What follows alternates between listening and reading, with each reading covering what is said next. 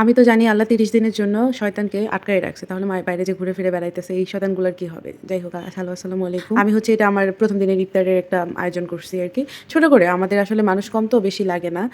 এর জন্য যত কম করে করা যায় আরকি, নিজের মতো করে। ইভেন আমি রান্নায় খুবই তাড়াতাড়ি পারদর্শী। আমার রান্না অনেক ফাস্ট হয়। আপনি চিন্তা করতে পারবেন না আমি এত অল্প সময়ে এত কিছু আয়োজন করতে পারি। ১ম দিন বললে ভুল হবে। আমার মোটামুটি প্রতিদিনই এরকম ইফতার থাকে। আমি অনেক ভাজাপোড়া পছন্দ করি। হাফিজ ভাজাপোড়া একদমই খায় না। ওর জন্য এই চিকেন ফ্রাইটা করি। এই চিকেন ফ্রাইটা খুবই পছন্দ করে। আমার ভাইও চিকেন ফ্রাইটা পছন্দ করে কিন্তু আল্লাহর রহমতে একদিনও বাসায় ইফতার করতে পারে না। সে এত বাইরে থাকে। আমি অন্যদিকে ডিম চপ বানানোর জন্য ডিম সিদ্ধ দিয়েছি। যেহেতু ২ টা মানুষ একটা ডিম দিয়ে ৪ টা চপ হয়, ইজিলি হয়ে যায়। আর ভাজাপোড়া যেহেতু প্রতিদিনই করা হয়, আজকেরটা কালকে ভালো লাগে না। আর আমার এখানকার লাইটটা একটা লাইট ছিল, এর জন্য একটু অন্ধকার লাগতেছে। অন্য সময় ২ টা লাইট থাকে, এর জন্য প্রচুর আলো থাকে। অন্যদিকে বেগুনি, মিষ্টি কুমড়া এগুলো কাইটে রাখছি। বিশ্বাস করেন ভাই, মিষ্টি কুমড়ার বেগুনি বা মিষ্টি কুমড়ার যেটা বেগুনের মতো করে বানায়, জাস্ট মিষ্টি কুমড়া দিয়ে ওটা ভাজা হয়। এত মজা, এত মজা।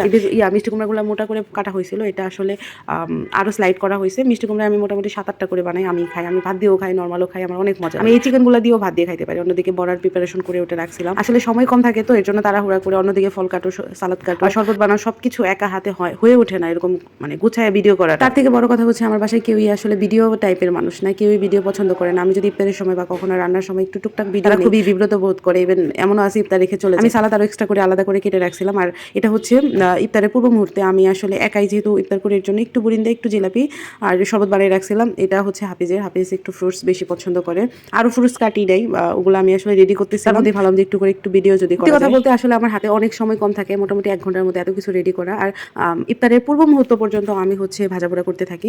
আজান দেয় তখন পর্যন্ত আমার ভাজাপোড়া চলে, এই অবস্থা। হিজাব দেওয়াতে আমাকে কেমন লাগে না? আমার ফেসটা আসলে হিজাব বা বোরখা টাইপের না, আমার মুখটা এমনিতেই তো ফোলা, এগুলো ফুললে আসলে মুখটা আরো ফুলে যায়। যাই হোক, ভাজাপোড়া করতেছিলাম। যেহেতু হাফিজ একদমই ভাজাপোড়া খায় না, আমিই খাই। আর একার জন্য অন্য সব ভাজিগুলো করার সময় আমি আসলে ভিডিও ক্লিপস নিতে ভুলে গেছি। আসলে করা যায় না এত এক হাতে। তার মধ্যে টেবিল থেকে আবার ফ্লোরে, আমরা যেহেতু নিচে খাই, ইফতারটা নিচেই করি, এর জন্য হচ্ছে একবার উপরে রাখা। আর এবারে যে বেগুনগুলো ছোট একটা কড়াই আছে, ওই কড়াই আমি ভাজিপোড়া, এটা আমার স্টুডেন্ট লাইফের আগের কড়াই।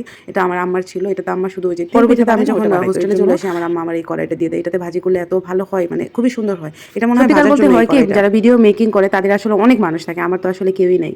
নিজের ভিডিও নিজের একটু একটু করে করতে হয় বা রান্নাও করতে হয়, এইভাবে আসলে হয় না, ২ নৌকায় পারি। যাই হোক, এর জন্য আমি আসলে ইফতারের ভিডিও বা এগুলো দিতে পারি না বা দিতে চাইও না।